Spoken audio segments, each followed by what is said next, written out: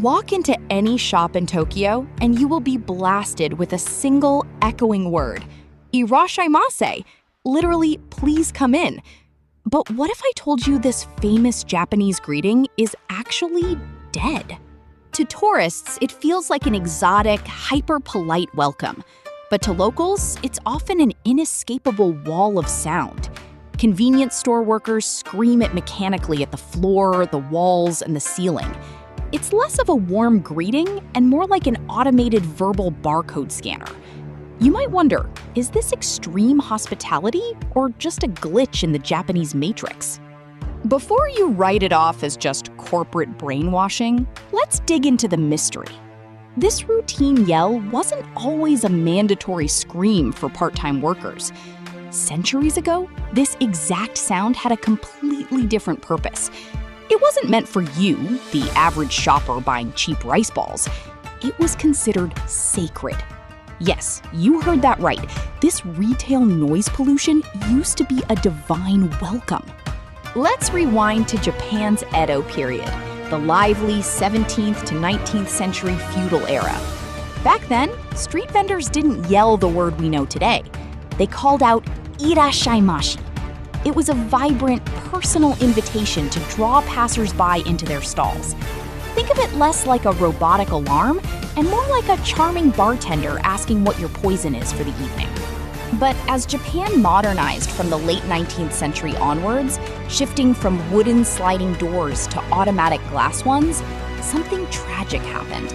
Authentic, polite greetings decayed into robotic, mandatory screams. Corporate chains industrialized hospitality. The human connection was stripped away, leaving behind a hollow shell of a word. It's like taking a beautiful, handcrafted samurai sword and mass-producing it in a plastic factory. To understand what we lost, look at the root. The word comes from irassharu, the Japanese sonkeigo, honorific language, verb for to come or to be. This wasn't vocabulary for the commoners, it was high-level respect, once reserved strictly for high elites, lords, and maybe the occasional shogun. Using it casually would be like addressing your local barista as Your Royal Highness. And it goes even deeper. The extreme politeness of irassharu was originally built to welcome kami, God or divine beings. In ancient Shinto beliefs, gods could visit the human realm, so you needed a word powerful enough and respectful enough to acknowledge their presence. You aren't just greeting a customer. Historically, you were rolling out the red carpet for the divine. So when a shopkeeper said "irasshaimase," it did not just mean welcome, feel free to browse. In its purest historical sense, it meant behold, a divine being has arrived. Imagine dropping a bag of potato chips on the counter and the cashier literally treating you like Zeus descending from Mount Olympus. It's a bit much, isn't it? This divine complex peaked in 1961 with the phrase, Okyakusama wa Kamisama desu. The customer is a god. Coined by a famous singer, it originally meant an artist's absolute devotion to their audience. But the corporate world hijacked it. A beautiful metaphor about artistic dedication was totally misunderstood and twisted into a ruthless retail mantra. Suddenly, every buyer demanded to be worshipped. Enter the Japanese department stores of the 20th century.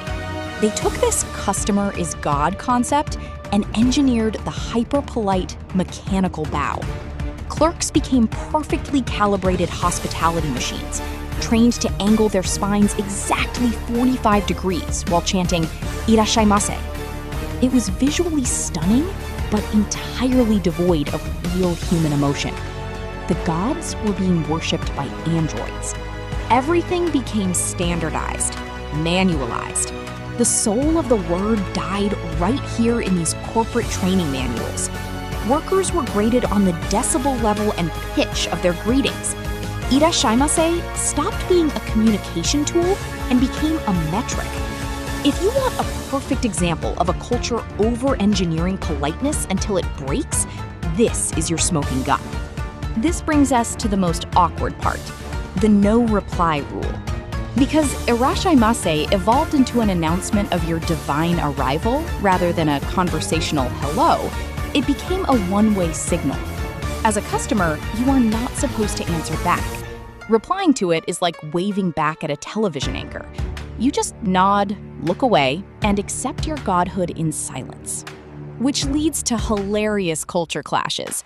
Friendly foreign tourists walk in and brightly say, "Hello, how are you?" in response to "irasshaimase." The cashiers instantly freeze in panic. Why? Because there is absolutely no script for a reply. It's a system error. You just tried to have a casual chat with an NPC whose dialogue tree has officially run out. But there's a darker side. This imbalance birthed kasuhara, customer harassment. When the customer is God becomes a societal rule, it becomes a weapon for the entitled. Angry shoppers demand flawless servitude, screaming at teenage part-timers over a missing napkin. The sacred greeting meant to show respect essentially created a monster. The gods became absolute tyrants. The backlash has begun. Today, humans are being replaced by self-checkout machines that beep "Irasshaimase" with even less soul. It got so bad that some modern chains are actively abolishing the word entirely. They are retraining staff to use normal human greetings. The word that survived centuries of history is now being uninstalled from the retail OS. Is there hope? Yes. Look at traditional inns or Kyoto shops. They still use words like yokoso, welcome, and okoshiyasu, a Kyoto dialect term for thank you for coming. These are the original interactive welcomes we lost along the way. They invite a response, a smile, a real connection. It's politeness with a pulse rather than a robotic scream. There are also phrases like "oide nasaimase" and "okoshi kudasai," polite ways to say "please come." These words still demand a human connection, not just a financial transaction. They remember that before someone is a customer, they are a person. They remind us that true Japanese omotenashi is about mutual respect, not one-sided worship. So, irasshaimase, one word, once divine, reserved for gods and lords. Now just white noise echoing in a fluorescent-lit convenience store at 3 a.m. It's a fascinating linguistic tragedy, a casualty of extreme commercialization. A word so completely stripped of its original meaning that it has become the ghost of a greeting. Did Japan kill its own welcome? Perhaps. By forcing perfection and absolute servitude, they accidentally deleted the humanity from the interaction. But as the robotic screams fade and normal greetings slowly return, maybe, just maybe, the ghost can finally rest. The death of Irasshaimase might just be the rebirth of true Japanese hospitality. If you enjoyed this deep dive into the dark side of Japanese politeness, hit that subscribe button. We explore the forbidden Japanese taboos, linguistic mysteries, and cultural secrets they definitely don't teach you in JLPT textbooks. Leave a comment below if you've ever awkwardly replied to a cashier. Until next time, stay curious.